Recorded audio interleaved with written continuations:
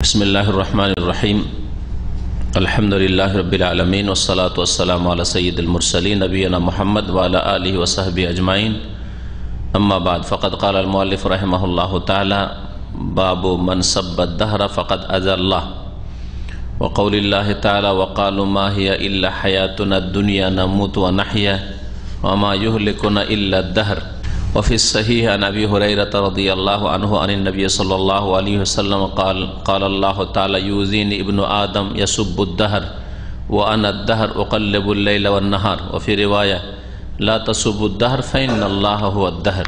अल्लाह पाक रब्बुल आलमीনের যাবতীয় প্রশংসা যে আল্লাহ পাক রব্বুল আলামিন সমস্ত রকমের দোষ ত্রুটি থেকে মুক্ত। সে আল্লাহ পাকের যাবতীয় প্রশংসা যে আল্লাহ পাক রব্বুল আলামিন যা কিছুই পৃথিবীতে করেন দিন রাতের আবর্তন বিবর্তনে সময় কালের পরিবর্তনে সবকিছুতেই রহস্য রয়েছে। সালাত এবং সালাম নাজিল হোক মুহাম্মদ রাসূলুল্লাহ সাল্লাল্লাহু আলাইহি ওয়াসাল্লামের উপর, যিনি যুগ জামানাকে সময়কে গালমন্দ করতে নিষেধ করেছেন। আমাদের কিতাবুত তাওহীদের ৪৫তম অধ্যায়, যাতে বিষয়বস্তু রয়েছে জামানাকে গালমন্দ করা সম্পর্কে।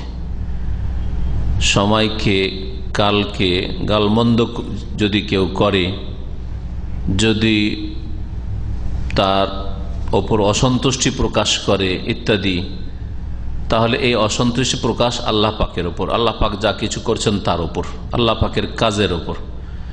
গালমন্দ যদি জামানাকে করে, তো জামানা যেহেতু আল্লাহ পাক রব্বুল আলমিনের নিয়ন্ত্রণে, জামানার নিজের কোনো ক্ষমতা নেই, সুতরাং আল্লাহ পাককে গালমন্দ করলো। আর যারা আল্লাহ পাককে গালমন্দ করলো তার আল্লাহ পাককে কষ্ট দিল, যা তাওহীদের পরিপন্থী, বরং শিরক কুফরি পর্যন্ত পৌঁছাতে পারে।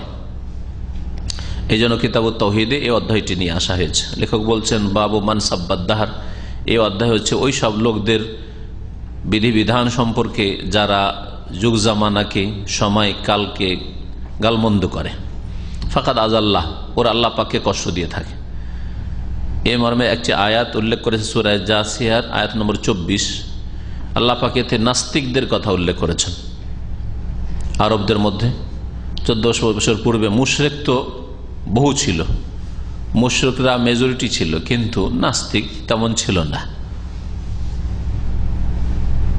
একজন দুজন চারজন এইরকম গোটা আরবে হয়তো ছিল, যার ফলে একটি আয়াতে নাস্তিকদের সম্পর্কে রয়েছে কোরআনে কারিমে। আর নাস্তিকতা আল্লাহ পাকের অস্তিত্বকে অস্বীকার করা, আল্লাহ পাকের একত্বকে নয়, আল্লাহ পাকের অস্তিত্বকে ওজুদকে অস্বীকার করা, এটি মানুষের নেচার, প্রকৃতি বিরোধী, আর এটা যুক্তি বিরোধী, আর আসমানি বিধিবিধান বিরোধী। আল্লাহ পাকের সমস্ত দিন যা আম্বিয়া রসুলগণের মাধ্যমে এসছে, সমস্ত দিন বিরোধী, শুধু দিন ইসলাম বিরোধী নয়। মুসা আলাইহিস সালামের নিয়ে আসা দিন বিরোধী, ঈসা আলাইহিস সালামের নিয়ে আসা দিন বিরোধী, নূহ আলাইহিস সালামের নিয়ে আসা দিন বিরোধী, ইব্রাহিম আলাইহিস সালামের নিয়ে আসা দিন বিরোধী, সমস্ত দিন বিরোধী, যুক্তি বিরোধী। এমনকি যুক্তি বলে প্রত্যেকটি বস্তুর কেউ আবিষ্কারক আছে দুনিয়ার কোনো কিছুর ক্ষেত্রে, প্রত্যেকটি জিনিস কোনো জায়গায় তৈরি হয়েছে আর কেউ তৈরি করেছে। তাহলে আল্লাহ পাক রব্বুল আলামিন এই বিশাল সৃষ্টি, আসমান জমিন এবং এতে যা কিছু রয়েছে এর ভিতরে বাইরে, এগুলি কিভাবে এমনিতে হয়ে গেছে প্রাকৃতিক, অযৌক্তিক কথা। আল্লাহ পাক রব্বুল আলামিন ইরশাদ করেছেন ওয়াকাউলিল্লাহি তাআলা, আর মহান আল্লাহর বাণী। লেখক বলছেন আর মহান আল্লাহর বাণী এই মর্মে, ওয়াকালু, আর আরবের বেশ কিছু লোকেরা বলতো মা হিয়া ইল্লা হায়াতুনা দুনিয়া, কিন্তু আমাদের এই পার্থিব জগৎ ছাড়া, দুনিয়ার আমাদের এই যে সময়কাল, আমাদের জীবন, এই জীবনটা ছাড়া আর তো কিছু নেই, মানে এরপরে আর কিছু নেই, পরকাল নেই, পুনরুত্থান নেই, এসব কিছুই নেই। নামুতু ওয়া নাহইয়া, আমরা কেউ মারা যাই, ওয়া নাহইয়া, আর কেউ আমরা জন্ম নিই। এ হচ্ছে নামুতু নাহিয়ার অর্থ। অর্থাৎ কেউ মারা যাচ্ছে, কারো মৃত্যু ঘটছে, তো কারো ঘরে ছেলে মেয়ে জন্মাচ্ছে।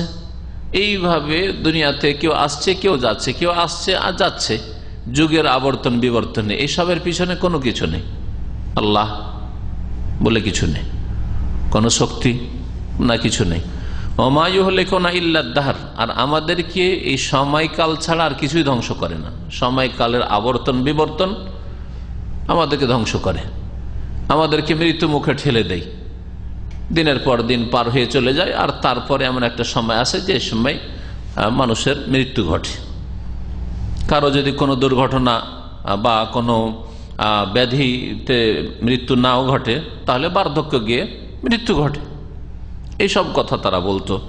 আল্লাহ পাক বলছেন তাদের সম্পর্কে আয়াতের বাকি অংশে, ওমা লাহুম বিযালিকা মিন ইলম, এই সম্পর্কে তাদের কোনো জ্ঞান নেই, জ্ঞানহীনতার পরিচয়, এই ধরনের কথা।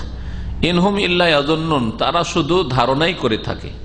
এই কথাগুলি ধারণা ভিত্তিক কথা, অনুমান ভিত্তিক কথা, যে যুগের আবর্তন বিবর্তনে যা কিছু হয় তাই হয়, কেউ আসে কেউ যায়, আর এর পিছনে কোনো শক্তি আছে, আল্লাহ আছেন, এসব আমরা মানি না, নাস্তিকদের কথা।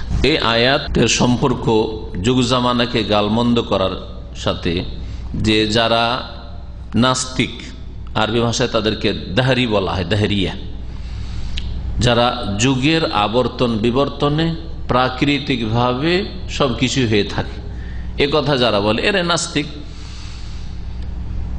তো যারা সময়কে গালমন্দ করে তারা যেন নাস্তিকদের সাথী সঙ্গী।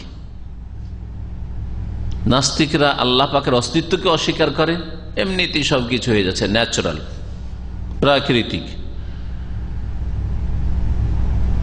এটা যেমন আল্লাহ পাকের অস্তিত্বকে পুরোপুরি অস্বীকার করা, ঠিক তাদের সাথে অংশ নেওয়া হচ্ছে আল্লাহ পাক রব্বুল আলামিনের কাজের ক্ষেত্রে আপত্তি করা, গালমন্দ করা, তাদের সঙ্গী হওয়া। এই জন্য এই আয়াতটি এখানে নিয়ে আসা হয়েছে। এই আয়াত থেকে যা জানা গেল তা হচ্ছে যে পুনরুত্থান হবেই হবে, আর পুনরুত্থানকে, পরকালকে যারা অস্বীকার করে তাদের খণ্ডন রয়েছে এই আয়াত। এতে নিন্দা করা হয়েছে ওই সব লোকদের যারা যা কিছু পৃথিবীতে ঘটছে এসবকে যুগের সাথে সম্পৃক্ত করে, যুগের সাথে সম্পৃক্ত করে, সময়কালের সাথে সম্পৃক্ত করে, আর এই যুগের আবর্তন বিবর্তনে সবকিছু হচ্ছে। এটা শিশু ছিল, যৌবনে আসলো যুগের আবর্তন বিবর্তনে, তারপরে যুগের আবর্তন বিবর্তনে গিয়ে ধীরে ধীরে ধীরে ধীরে বার্ধক্য পৌঁছলে, ধীরে ধীরে দুনিয়া থেকে বিদায় নিল। তো এসব যুগের সাথে সম্পৃক্ত যারা করে তাদের এতে নিন্দা করা হয়েছে। তারা মিথ্যুক, তারা অনুমান ভিত্তিক কথা বলে। এই আয়াত আরো প্রমাণ করে যে কেউ যদি কোনো কিছু অস্বীকার করে তাহলে তাকে দলিল পেশ করতে হবে। যেমন কেউ যদি কোনো কিছু প্রমাণ করতে চায় তাকেও দলিল প্রমাণ পেশ করতে হবে। কোনো কিছু যদি হ্যাঁ করতে চায়, সাব্যস্ত করতে চায়, তো তাকে প্রুফ লাগবে। ঠিকই তেমনি যে না করবে তাকেও দলিল দিতে হবে। সুতরাং কেউ যদি নাস্তিক হয় তাহলে প্রমাণ পেশ করুক। যেমন যারা আল্লাহ পাক রব্বুল আলমিনের অস্তিত্বে বিশ্বাসী, আল্লাহ পাকের তৌহিদ একত্বে বিশ্বাসী, তাদের কাছে আল্লাহ পাক রব্বুল আলমের পক্ষ থেকে নাজিলকৃত দলিল রয়েছে, তারপরে আকলি দলিল, যুক্তি রয়েছে, যে কোনো বস্তুর কর্তা লাগে, যে কোনো বস্তু এমনিতে হয় না, দুনিয়ার ক্ষুদ্র থেকে ক্ষুদ্র বস্তু যা মানুষ ব্যবহার করে থাকে সেগুলি পিছনে নিশ্চয়ই কেউ রয়েছে যার মাধ্যমে তার উৎপাদন হয়েছে বা প্রোডাকশন হয়েছে। তো কি করে এই বিশাল পৃথিবী, আসমান জমিন এবং আল্লাহ পাক রব্বুল আলমিনের অজস্র নিয়ামত এমনিতে কি করে হইতে পারে? এই আয়াত আরো প্রমাণ করে যে অনুমানের ওপর নির্ভর করা কখনো জায়েজ নয়, বৈধ নয়। অনুমানের ওপর নির্ভর করা কখনো যুক্তিসঙ্গত নয়। আকীদা, বিশ্বাসের ভিত্তি স্থাপন করবেন, আপনি বিশ্বাস করেন না আল্লাহকে, এই জন্য যে আপনার অনুমান বলছে, এরকম না। অনুমান ভিত্তিক কথা বললে হবে না, যুক্তি ভিত্তিক কথা বলতে হবে। তার আগে যারা মানব জাতির সবচাইতে বেশি সত্যবাদী ছিলেন তারা কি বলেছেন? অসংখ্য আম্বিয়া রসুলগণ, তারা সবচাইতে বেশি সত্যবাদী। যেই যুগে নবীরা এসে সেই যুগে সমস্ত মানুষের মধ্যে সবচাইতে বেশি সত্যবাদী এবং সততার অধিকারী, ইমানদার, আমানতদার, বিশ্বস্ত হচ্ছেন নবী রসুলগণ। তারা সকলে বলেছেন আল্লাহ পাকের অস্তিত্বের কথা, আল্লাহ পাকের ওয়াহদানিয়াত, একত্বের কথা, আল্লাহ পাকের রুবুবিয়াত, আল্লাহ পাকের কাজের কথা, আল্লাহ পাকের উলুহিয়াত ইবাদত বন্দিগির কথা, আল্লাহ পাক রব্বুল নাম গুণাবলীর কথা। সুতরাং ঈমান বিল্লাহ এর প্রমাণ আসমানি গ্রন্থেও রয়েছে, সমস্ত আল্লাহ নাযিলকৃত দ্বীনে রয়েছে, ধর্মে রয়েছে এবং যুক্তিতে রয়েছে। সহিহ বুখারীতে হাদিস রয়েছে, অফিস সহিহ মানে সহিহ বুখারীতে রয়েছে। আর আবু দাউদের এটি হচ্ছে শেষ হাদিস, সুনান আবু দাউদের। আবু হুরায়রা রাদিয়াল্লাহু তাআলা আনহু থেকে বর্ণিত, নবী সাল্লাল্লাহু আলাইহি ওয়াসাল্লাম বলছেন, কাল আল্লাহ তাআলা, মহান আল্লাহ ইরশাদ করেন। হাদিসে যদি রয় কাল আল্লাহ, কোন হাদিসে যদি পান যে আল্লাহ পাক বলেছেন, তো এই হাদিসকে কি বলা হয়? হাদিসে কুদসি। সে হাদিসে কুদসির সনদ যদি সহি হয় তাহলে সেটা সহি, আর যদি সনদ সহি না হয়, বর্ণনাকারী যদি দুর্বল হয় বা মৃত্যুক হয় আর কাল আল্লাহ বলে দেয়, তাহলে কাল আল্লাহ বললেই তো সত্য হয়ে যাবে, ওটা তার কোরআনে নেই। বুঝতে পারছেন? সুতরাং মনে রাখবেন, হাদিসে কুদসি মানে সবগুলি সহি নাই। হাদিসে কুদসি যেই হাদিসটাকে কাল আল্লাহ বলে ব্যক্ত করা হয়েছে, নবী সাল্লাল্লাহু আলাইহি ওয়াসাল্লাম বলছেন আল্লাহ পাক বলেছেন, সিয়ামের বদলা আমি দেব, আল্লাহ বলছেন, এটা হাদিসে কুদসি। হাদিসের সনদ যদি সহিহ সহিহ। এই জন্য হাদিস কুদসির উপরে বিশেষ বিশেষ কিতাব মুহাদ্দিসিন কিরামরা কেউ কেউ লিখেছেন, আর তাতে সহিহ, হাসান, জয়ীফ, মওযু পর্যন্ত রয়েছে। যেগুলিতে কাল আল্লাহ বলা হয় সেগুলিকে তারা সংকলন করেছেন। তারপরে মুহাদ্দিসিন কিরাম যারা সহিহ জয়ীফের পার্থক্য করেছেন, তারা তা নির্ণয় করে দিয়েছেন যে এগুলি জয়ীফ, এগুলি জাল, এগুলি সহিহ। আল্লাহ পাক বলছেন, ইউজিন ইবনু আদম, আদম সন্তান আমাকে কষ্ট দেয়, আমাকে কষ্ট দিয়ে থাকে। কিভাবে কষ্ট দেয়?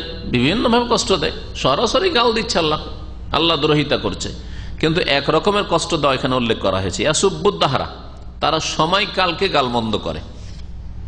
সময়কাল মানে রাতকে হোক, দিনকে হোক, আর রাত দিনে যা কিছু ঘটে সব কিছু এতে সামিল। সময়কাল মানে শুধু ওই সময়টাই নয়, এই সময়ে গরম আসে, গরমে ঘেমে একেবারে অবস্থা খারাপ হয়ে যাচ্ছে, তখন কি অস্থিরতা আর বিরক্তি প্রকাশ।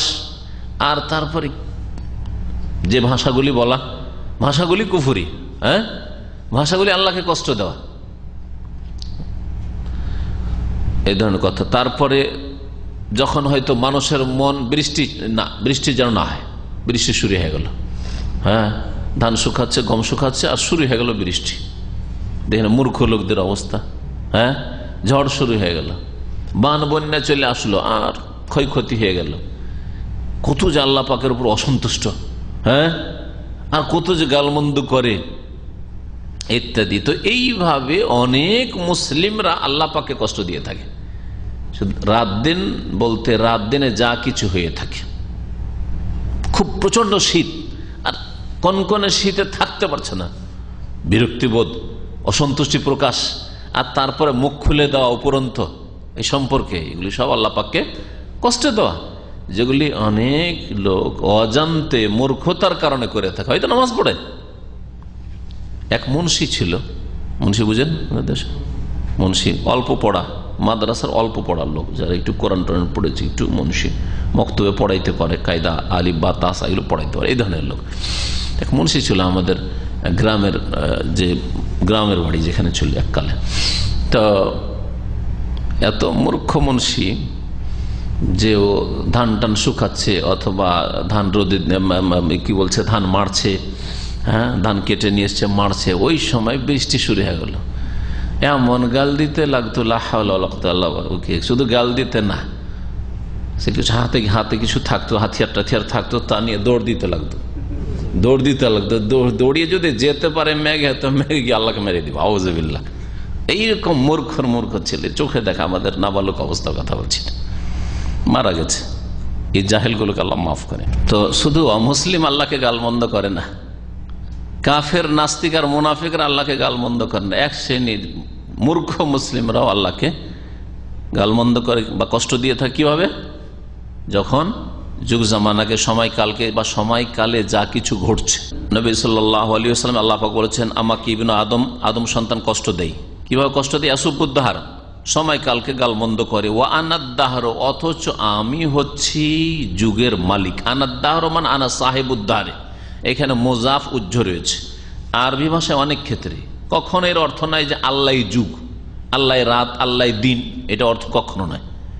তারপরের অংশটুকু এর ব্যাখ্যা করছে, ওয়ানাদ দাহর মানে আমি যুগের মালিক, আমি যুগের পরিবর্তনকারী। ওকাল্লেবুল লাইলা ওয়ান নাহার, পরের অংশ, আমি রাত এবং দিনকে পাল্টিয়ে থাকি, রাত দিনকে পরিবর্তন করে থাকি, রাত দিনের আবর্তন বিবর্তন এটা আমার মাধ্যমে হয়ে থাকে। ওকাল্লেব, তো ওকাল্লেব শব্দটি পরে যেহেতু এসছে, সুতরাং আনাদ দাহর মানে আনা মোকাল্লেবুদ্দাহার, আমি যুগ জামানাকে পরিবর্তনকারী। অফিরেওয়ায়া আর একটি হাদিসে রয়েছে একটা অংশে, লা তাসুবুদ্দাহার, তোমরা যুগ জামানাকে সময়কালকে গালমন্দ করিও না। ফাইনাল্লাহু আদ-দাহর, কারণ আল্লাহ পাকি হচ্ছেন যুগ জামানার মালিক। দাহর মানে সাহেবুদ্দাহার, মালিকুদ্দাহার, তিনি যুগ জামানার মালিক। সুতরাং জামানাকে গাল দিলে, বৃষ্টি আসছে বৃষ্টিকে গাল দিলে, ঝড় আসছে ঝড়কে গাল দিলে, বন্যা এসছে বন্যাকে গাল দিলে, প্রচন্ড শীত শীতকে গাল দিলে, আর হিউমিডিটি খুব থাকতে পারছেন না, বিশেষ করে এই দাম্মাম এরিয়াতে যখন গরমের সময়, সুবহানাল্লাহ, ভাপ মনে হচ্ছে চেপে ধরে নিচ্ছে, তাই না? হাত পা শরীর আঠা আঠা হয়ে যাচ্ছে ঘামে। আমাদের দেশও ঘাম হয় কিন্তু পানির মতো বয়ে যায়, আঠা আঠা হয় না, কিন্তু এখানকার একবার আঠায় মনে হচ্ছে ধরে নিচ্ছে। হ্যাঁ, স্যান্ডেল জুতার সাথে পা মনে হয় লেগে যাচ্ছে, আঠা আঠা হয় কি না? এতে বেশি কষ্ট হয় এই ঘামে, অন্য ঘামের সাধারণ পানির ঘামের তুলনায় কষ্ট হয়, এমনি ঘামে কষ্ট হয়, এতে আরো বেশি কষ্ট হয়। অনেকে বিরক্তি বোধ করে, অনেকে কত কি বলে দিয়ে থাকে, এগুলি আল্লাহ পাককে কষ্ট দেওয়া। হাদিস বুখারীতে রয়েছে, সহিহ মুসলিমে রয়েছে। এই হাদিস থেকে জানা গেল যে যুগ জামানাকে গালমন্দ করা হারাম, এবং এই হাদিস থেকে জানা গেল যে আল্লাহ পাকের পক্ষ থেকে যা ফায়সালা হয়, তাকদীর নির্ধারিত হয়, তার প্রতি ঈমান রাখা এবং তার প্রতি সন্তুষ্টি প্রকাশ করা ফরজ। আল্লাহ যে অবস্থায় রাখেন সন্তুষ্ট হয়ে মেনে নেওয়া, এটা ফরজ। গরম হইলে গরম মেনে নেওয়া, আল্লাহ পাকের এতে হিকমত রয়েছে। এই গরমে যদি এত কষ্ট হয় তো জাহান্নামের গরম কি করে বরদাস্ত? এখান থেকে শিক্ষা নেবে বরং। এই ঠান্ডায় যদি এত কষ্ট হয় তো আল্লাহ পাক রব্বুল আলামিনের জামহারিরে কত ঠান্ডা হবে, কি করে বরদাস্ত করবো? এই অন্ধকারেই যদি কষ্ট হয় তো কবরের অন্ধকার কি করে বরদাস্ত করবো? এইভাবে প্রত্যেকটি জিনিসে উপদেশ রয়েছে। আল্লাহ পাক যা কিছু করেন, যা কিছু ঘটান, তাতে কিন্তু এবার শিক্ষণীয় বিষয় রয়েছে। এই হাদিস থেকে জানা গেল যে যুগ জামানা হচ্ছে আল্লাহ পাকের মখলুক, মুসাখখার, নিয়ন্ত্রিত, আল্লাহ পাক নিয়ন্ত্রণ করেন। সুতরাং রাত দিন যুগ জামানায় যা কিছু হচ্ছে, হ্যাঁ, ওর কোনো দোষ নেই, আল্লাহ পাক রব্বুল আলামিন করছেন। আল্লাহ পাকের দোষ, আল্লাহ পাক রব্বুল আলামিনের তাতে রহস্য রয়েছে, তত্ত্ব রয়েছে। আল্লাহ পাক রব্বুল আলামিন মখলুক হচ্ছে যুগ জামানা। যুগ জামানাকে গাল দেওয়ার একটা জিনিস আমাদের দেশে খুব প্রচলিত, যুগ জামানা খারাপ, শুনেছেন কথা? ছেলে যাচ্ছে গিয়ে রাত করে দেয়, আসতে বাড়ি ফিরতে রাত করে দেয়, হাট বাজার থেকে বা কোথাও যায়, বিদেশে দূরে গেছে, শহরে গেছে, এই আজকাল যুগ জামানা খারাপ, বেশি রাত করবি না, বলে না গাল দাও না, যুগ জামানাকে খারাপ। কাকে খারাপ বললেন আপনি? যুগ জামানা খারাপ বলা ভুল, তাহলে কি বলবেন? আজকালকার মানুষ খারাপ। যুগ জামানা কথা খারাপ, আজকাল চোর হয়েছে, ডাকাত হয়েছে, ছিনতাইকারী হয়েছে, খুনি হয়েছে, যুগ জামানার লোক খারাপ, যুগ জামানা খারাপ নয়। এই কথাটি মূর্খতা। এই হাদিস থেকে জানা গেল যে আল্লাহ পাকের মখলুক অনেক সময় আল্লাহকে কষ্ট দিয়ে থাকে, আল্লাহ পাকের ত্রুটি ভুল ধরে, কিন্তু আল্লাহ পাকের কোনো ক্ষতি করতে পারে না। আল্লাহকে গালমন্দ করে কি ক্ষতি করে? নিজেরই ক্ষতি হবে। আল্লাহ পাক বড় দয়ালু, তোমাদের ক্ষতি না হয়। আল্লাহকে গালমন্দ করে আর যুগ জামানা নিয়ে অসন্তুষ্টি প্রকাশ করে তোমাদের ক্ষতি না হয়। এই ছিল এই বিষয় সম্পর্কে সংক্ষিপ্ত আলোচনা। তারপরে যে বিষয়টি 46 নম্বর অধ্যায় রয়েছে, তাতে রয়েছে আল্লাহ পাক রব্বুল আলামিনের নামের সাথে সাদৃশ্য নাম রাখা জায়েজ নয়। নিকৃষ্ট নাম, এমন বাড়াবাড়ি করলেন নাম রাখার ক্ষেত্রে, অর্থের দিক থেকে, শব্দের দিক থেকে, যে অতিরঞ্জন করে আপনি আল্লাহ পাক রব্বুল গুণগুলি যেন তাদেরকে দিয়ে দিয়েছেন। এই ধরনের কোন নাম রাখা জায়েজ নয়, হারাম এবং নিকৃষ্ট নাম সেগুলি। যতই বড় বানিয়ে দেন তাকে নাম দিয়ে আর গুণ দিয়ে, টাইটেল দিয়ে, কিন্তু নিকৃষ্ট, সেই নামগুলি নিকৃষ্ট, সেই লোকগুলি নিকৃষ্ট, যদি এ নামগুলি তারা পছন্দ করে, চয়েস করে। বিষয়বস্তু হচ্ছে বাবুত তাসাম্মি বিকাদিল কোজাত ওয়া নাহবিহি। এ অধ্যায় হচ্ছে কারো নাম কাজিউল কোজাত বলা, বিচারপতিদের বিচারপতি। কাজিউল কোজাত মানে আরব দেশগুলিতে, সৌদি আরব ছাড়া অনেকগুলি দেশ আছে কাজিউল কোজাত লিখে। প্রধান বিচারপতিকে কি বলে? কাজিউল কোজাত। কোজাত হচ্ছে কাজীর বহুবচন। কাজী মানে জজ, হ্যাঁ, চিফ জাস্টিস বা প্রধান বিচারপতিকে কি বলে? কাজিল কোজাত। হ্যাঁ, কাজীদের, বিচারকদের বিচারপতি বা বিচারক, বিচারকদের বিচারক, প্রধান বিচারপতিকে এইভাবে বলে থাকে। সমস্ত বিচারপতিদের বিচারপতিকে আল্লাহ, আল্লাহ পাক রব্বুল আলামিন। তাহলে কোন মানুষকে তার প্রধান বিচারপতি, সুপ্রিম কোর্টের, হাইকোর্টের প্রধান বিচারপতি, সেই জন্য তাকে কাজীউল কোজাত বলবেন, এটা বলা যায় না। অনেকগুলি মুসলিম দেশ আছে এখনো কাজীউল কোজাত লিখে, এই শিরকি নাম, শিরকি টাইটেল লিখে থাকে বা বলে থাকে। সৌদি আরবে কি বলে? রাইসুল কোজাত। রাইস মানে প্রধান, ঠিক, রাইসুল কোজাত, ঠিক আছে, প্রধান বিচারপতি। আর এই ধরনের আরো নাম যাতে বাড়াবাড়ি রয়েছে, অতিরঞ্জন রয়েছে। কিছু নাম আসছে যে নামগুলি হাদিসে চলে আসছে, আর তারপরে এই ধরনের আরো কিছু নাম বলবো। ফার্সিতে রয়েছে, ফিস সাহি, সহি বুখারীতে রয়েছে, আবু হুরায়রা রাদিয়াল্লাহু তাআলা আনহু থেকে বর্ণিত, সহি মুসলিমও রয়েছে হাদিসটি। নবী করিম সাল্লাল্লাহু আলাইহি ওয়াসাল্লাম বলেছেন, ইন্না আখনা ইসমিন ইনদাল্লাহি রাজুলুন, নিঃসন্দেহে সবচাইতে নিকৃষ্ট নাম আল্লাহ পাকের নিকট ওই লোকটির নাম, তাসাম্মা মালিকাল আমলাক, যে নিজের নামকরণ করলো, নাম রাখলো, টাইটেল উপাধি রাখলো মালিকুল আমলাক বলে। মালিক মানে হচ্ছে কিং, রাজা, আর আমলাক রাজার বহু বচন, রাজাদের রাজা,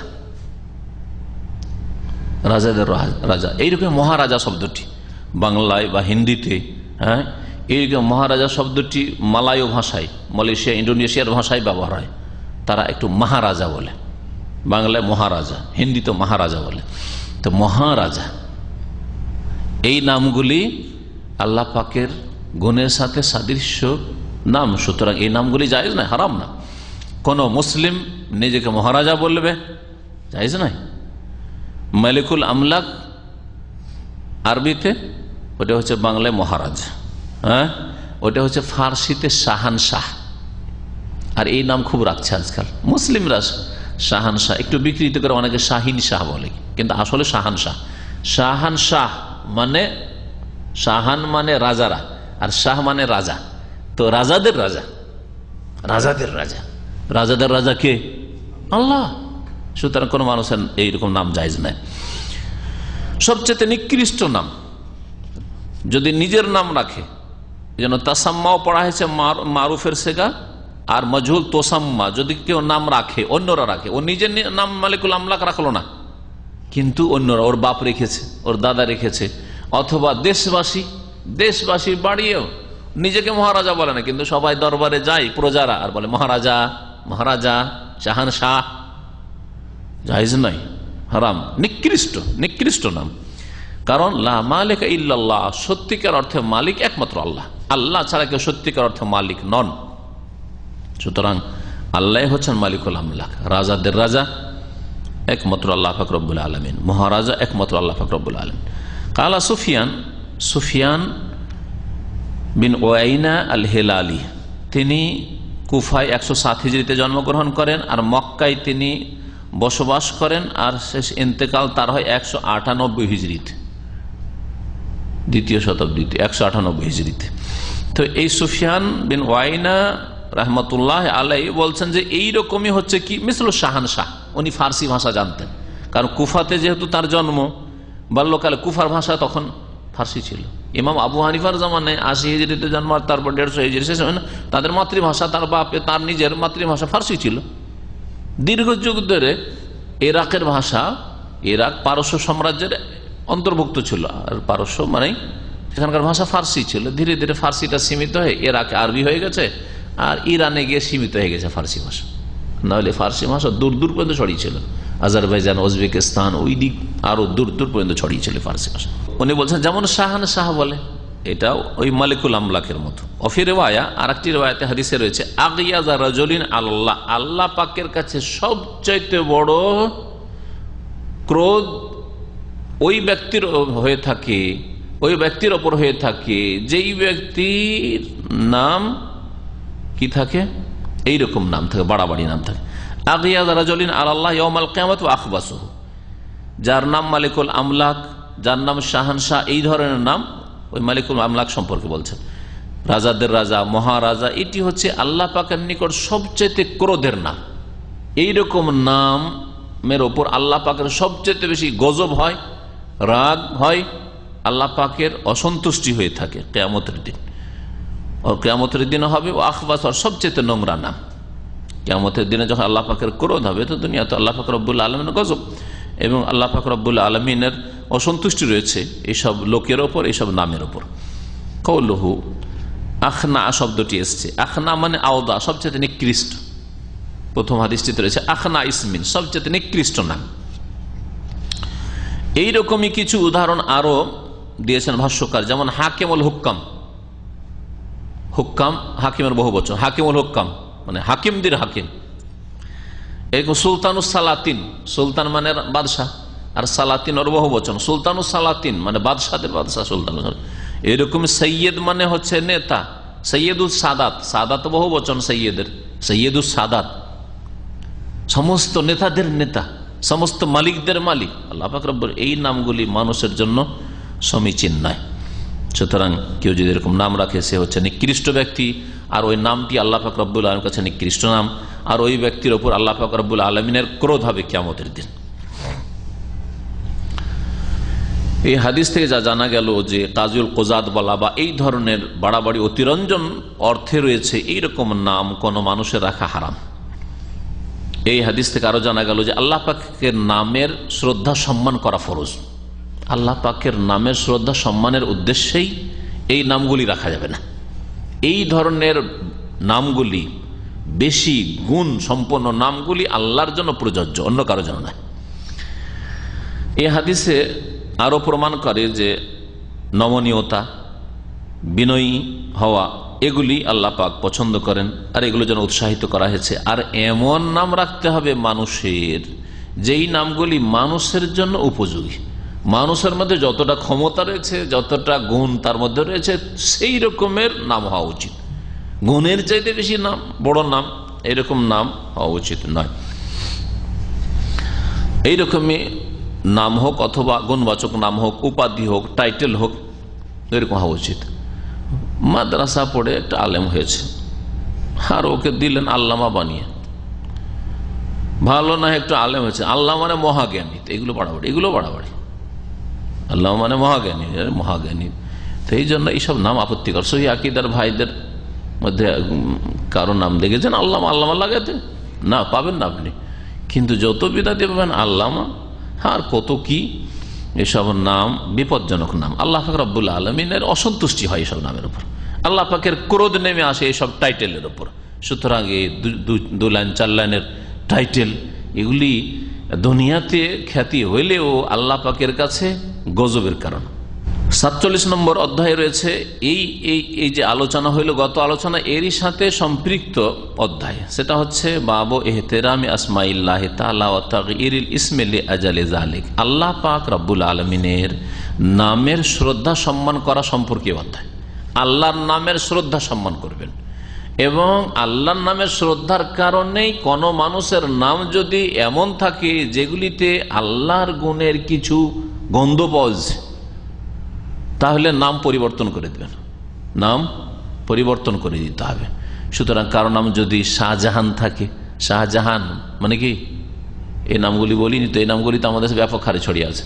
জাহান মানে দুনিয়া, পৃথিবী, আর শাহ মানে বাদশাহ, পৃথিবীর রাজা। পৃথিবীর বাদশাহ কে? আল্লাহ। তারপরে আর বলেন জাহানগীর, জাহান মানে দুনিয়া, আর গির মানে ধারণকারী, দুনিয়াকে ধারণকারী। আল্লাহ পাক রব্বুল আলামিন, আল্লাহ ধারণ করে আছেন দুনিয়াকে। হ্যাঁ, তারপর আলমগীর, আলম মানেও জগৎ, আর গির মানে পকড়াও করা, ধরে রাখা, ধারণ করা। তা আলমগীর, আলমগীর, এসব নাম বাদ দিতে হবে। হ্যাঁ, তা আলমগীর, এইসব নামে বাড়াবাড়ি রয়েছে, বাড়াবাড়ি রয়েছে, এগুলি মানুষের জন্য প্রযোজ্য নয়।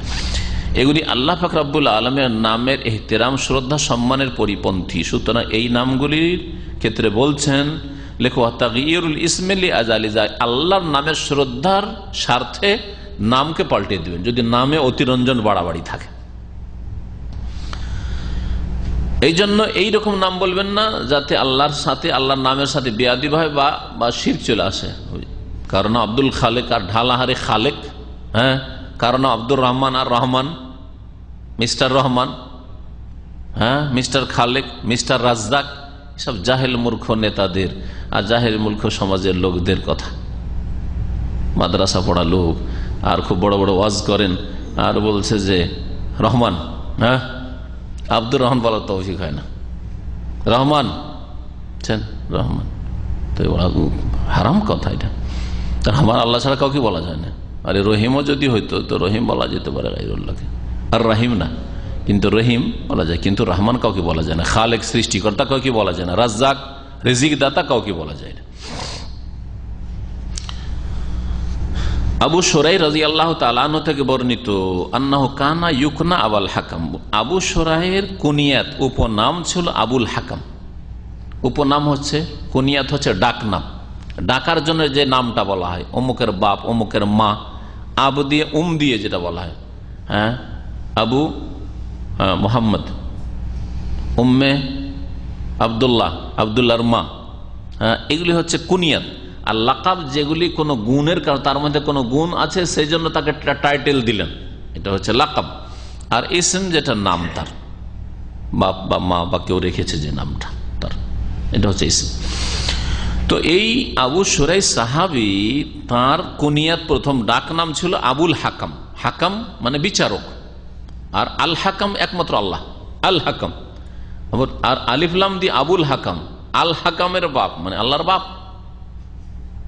আল্লাহর বাপ হয়ে যায়। হ্যাঁ, এইরকম বাড়াবাড়ি নাম আবুল বাশার। আবুল বাশার মানে মানব জাতির পিতা, ও তো একমাত্র আদম, আদম ছাড়া কেউ আবুল বাশার নাই। আর আমাদের দেশে আবুল বাশারের অভাব নেই, ঘরে ঘরে আবুল বাশার, সব সব মানুষের বাপ, সব। খায়রুল বাশার মোহাম্মদ রসুল্লাহ, মানুষের শ্রেষ্ঠ, হ্যাঁ, মানুষের সেরা একমাত্র রাসূলুল্লাহ সাল্লাল্লাহু আলাইহি ওয়াসাল্লাম। সুতরাং খায়রুল বাশার রাসূলুল্লাহ সাল্লাল্লাহু আলাইহি ওয়াসাল্লাম, আর কেউ না।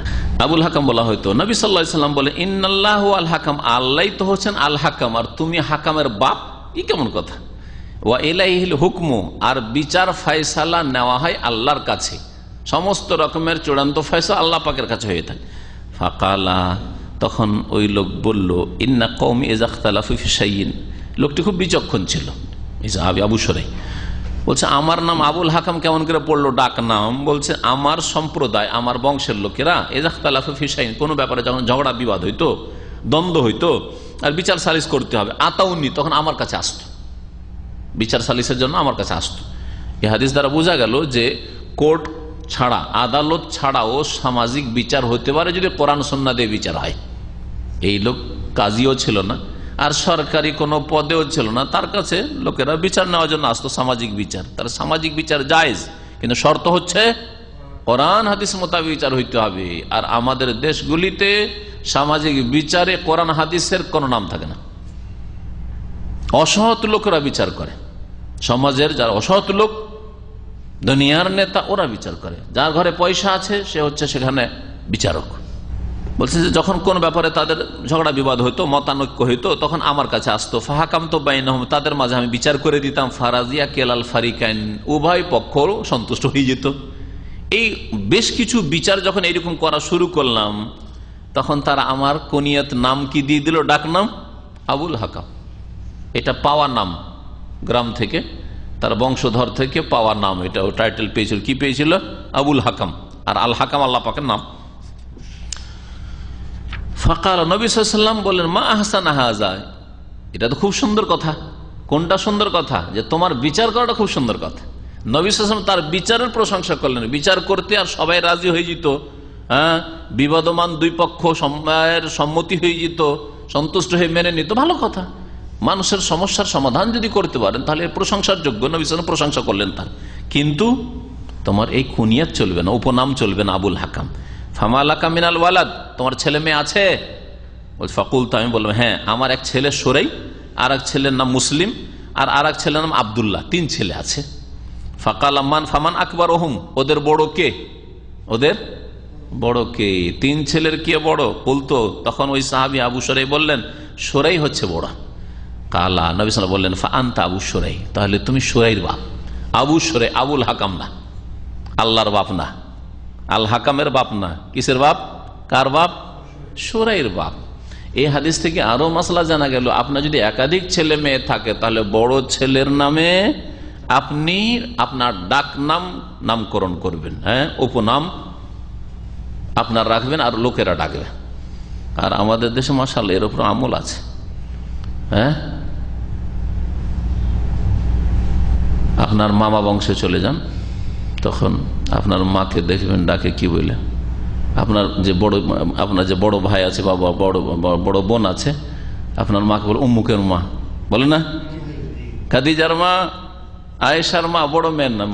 মেজো সেজো মেয়ের নামে কেউ ডাকে না কিন্তু, ঠিক না? আর আপনার বাপকেও ওই রকমই গ্রামে ওই বড় ছেলের নামে অমুকের বাপ বলে ডাকে। এইটাই হচ্ছে উত্তম। এটা হচ্ছে কি ওয়াজিব, ফরজ না যে এর উল্টো করলে গুনাহগার হয়ে যায়, এটা হচ্ছে উত্তম। কিন্তু এর বিপরীত কি করলে জায়েজ রয়েছে।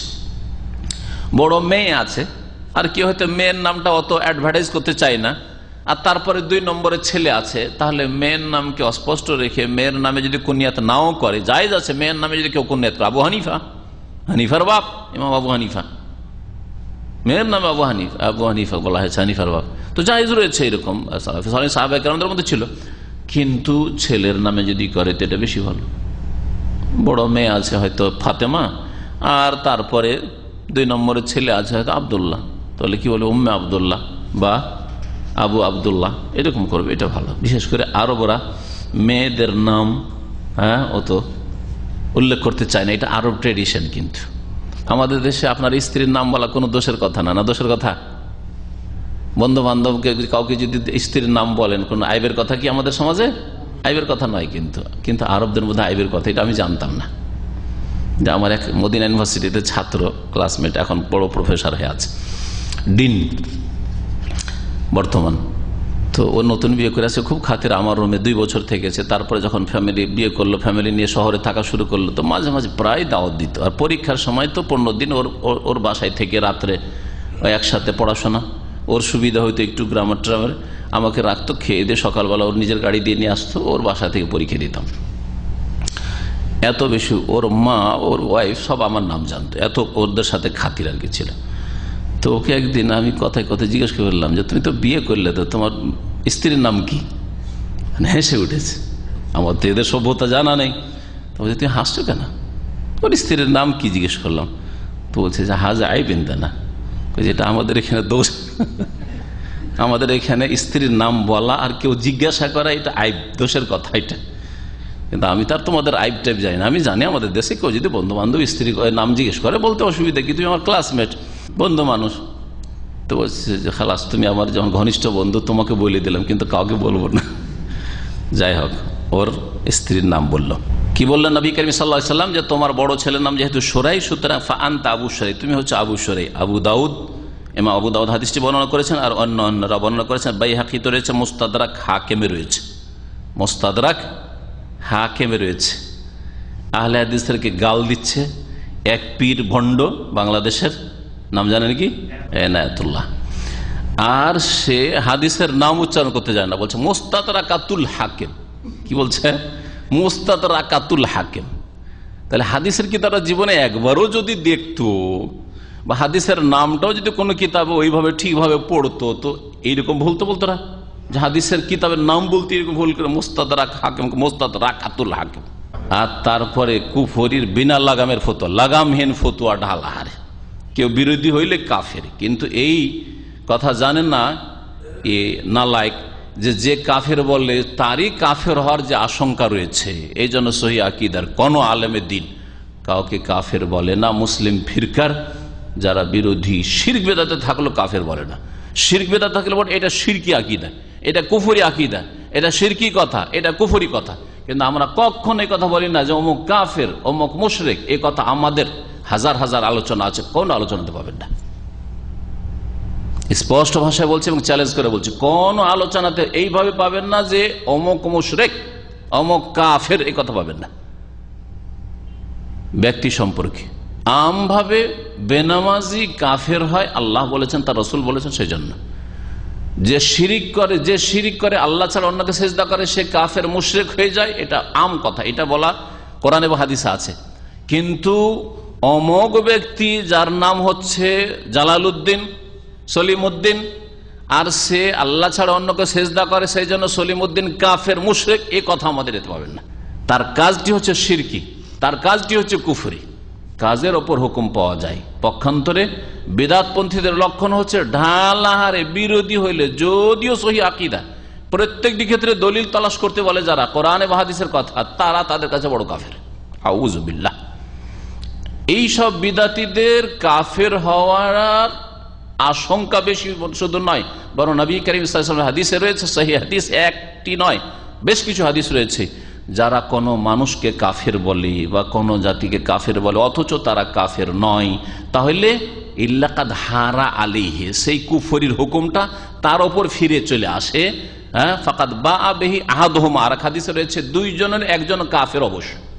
যাকে কাফের বললো সে যদি কাফের না হয়, মুশরিক না হয়, তাহলে নিজেই কাফের মুশরিক আল্লাহর কাছে বলে গণ্য হবে, কাফেরদের সাথে উঠবে, কাফেরদের সাথে হাসর হবে, কাফেরদের সাথে জাহান্নামে যেতে হবে। আল্লাহ পাক যেন সংশোধন করার তৌফিক দান করেন, আর এসব গুমরাহদেরকে হেদায়েত করেন, আর এসব গুমরাহদের যারা গুমরাহকারী ভণ্ড, এদের কবল থেকে মুসলিম সাদাসিধা লোকদেরকে, নারী পুরুষদেরকে আল্লাহ পাক রব্বুল আলামিন যেন রক্ষা করেন, তাদের ঈমানকে রক্ষা করেন, তাদের আকীদাকে রক্ষা করেন, তাদেরকে ফিরে আসার যেন তৌফিক দান করেন। এই হাদিস থেকে জানা গেল যে আল্লাহ পাক রব্বুল আলামিনের নামের অবমাননা করা হারাম, যে কোনো রকমভাবে অবমাননা হোক। আল্লাহর নাম আল হাকাম, আর আপনি হাকামের বাপ, এটা অবমাননা। অবমাননা ব্যাপক। অবমাননার ক্ষেত্রে এটা বলা যেতে পারে যে আল্লাহর নাম লিখা আছে আর ওটা রাস্তাঘাটে ফেলে দিলেন, আপনি পড়ে দেখলেন যে বিসমিল্লাহির রহমান লিখা আছে আর উঠালেন না, আপনি থাক পড়ে, আমি তো ফেলিনি, আপনি অবমাননায় শরীক হলেন, আপনার সেখান থেকে উঠিয়ে না অফরজ ছিল, অবমাননা করলেন। আল্লাহ পাকের নামের অবমাননা হচ্ছে যে বাথরুমের মধ্যে আপনি কোরআন তেলাওয়াত করছেন, বিসমিল্লাহ বলছেন, আলহামদুলিল্লাহ বলছেন, কোনো খুশির খবর আসলো বা হঠাৎ করে মনে পড়লো আল্লাহ পাকের নিয়ামতের কথা, আর বাথরুমে বসে বসে পেশাব পায়খানা অবস্থায় আলহামদুলিল্লাহ, কি করলেন আপনি? অবমাননা করলেন আপনি।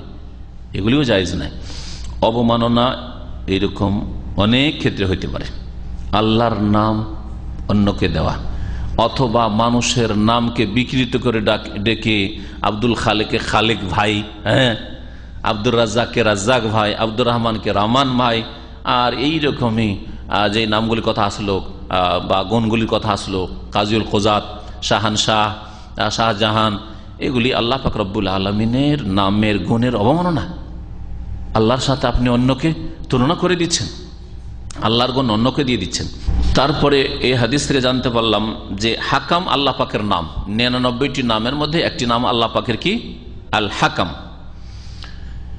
জানতে পারলাম এই হাদিস থেকে যে সরকারি জজ বা কাজী, আদালত ছাড়াও সামাজিকভাবে বা কোনো ব্যক্তির কাছে যদি বিচার নিয়ে আসে আর সে বিচার ফয়সালা করতে পারে ইনসাফের সাথে, ন্যায় নীতি অবলম্বন করে, তো বিচার করা জায়েজ। আর যদি দুই পক্ষ বিচার মানতে সম্মতি হয় তাহলে বিচার করে দেওয়ার পরে তাদের মেনে নেওয়া আবশ্যক, কারণ তোমরা মানতে চেয়েছো, সুতরাং বিচার মানতে হবে। তারপরে কুনিয়াত, উপনামের ক্ষেত্রে বড় ছেলের নামে কুনিয়াত রাখা হয়েছে শরীয়ত সম্মত উত্তম। আর এই হাদিস থেকে আরো জানতে পারলাম, কারণ নাম যদি মন্দ নাম থাকে, আপত্তিকর নাম থাকে, তাহলে সেই নামকে ভালো উপযুক্ত নামে পাল্টিয়ে দিতে, পরিবর্তন করে দিতে হবে। এইরকমই ফেরেশতাদের নাম, কারণ নাম জিবরাইল, ইসরাফিল নাম আমাদের দেশে বহু আছে, নেই? ইসরাফিল, মিকাইলটা আমাদের দেশে রাখে না, কেন? মিকাইল আবার ইহুদিরা আর খ্রিস্টানরা রাখে, মিকাইল গর্বাচেপ, হ্যাঁ, তো মিকাইল যেহেতু ওরা রাখে সেজন্য মিকাইলটা কম আছে আমাদের মধ্যে, কিন্তু ইসরাফিল অনেক আছে, আর ইসরাফিলও তো ফেরেশতার নাম, সুতরাং এইসব নামগুলি রাখা জায়েজ নাই। আর তারপরে আল্লাহ পাক রব্বুল আলামিনের নাম তো মোটেই জায়েজ নাই, কারণ ওতে আপনি নামের ক্ষেত্রে আপনি শিরক করে ফেলছেন। আল্লাহ পাক রব্বুল আলামিন যেন আমাদের জীবনের প্রতিটি ক্ষেত্রে সহি আকীদার বাস্তবায়নের তৌফিক দান করেন, শিরক থেকে, বিদআত থেকে মুক্ত হওয়ার তৌফিক দান করেন, গলু থেকে, অতিরঞ্জন থেকে, বাড়াবাড়ি থেকে মুক্ত হওয়ার তৌফিক দান করেন। আল্লাহ পাক রব্বুল আলামিন যেন তার ভয় ভীতি আমাদের অন্তরে সৃষ্টি করে দেন, তাকওয়া অর্জনের তৌফিক দান করেন, আখিরাতমুখী হওয়ার তৌফিক দান করেন। আল্লাহ পাক রব্বুল আলামিন পরকালের জন্য আমাদের চিন্তাশীল হওয়ার তৌফিক দান করেন। আল্লাহ পাক রব্বুল আলামিন যেন আমাদের জান্নাতুল ফিরদৌস দান করেন। সুবহান রাব্বিকা রাব্বিল ইজ্জাতি আম্মা ইয়াসিফুন ওয়া সালামুন আলাল মুরসালিন ওয়া আলহামদুলিল্লাহি রাব্বিল আলামিন।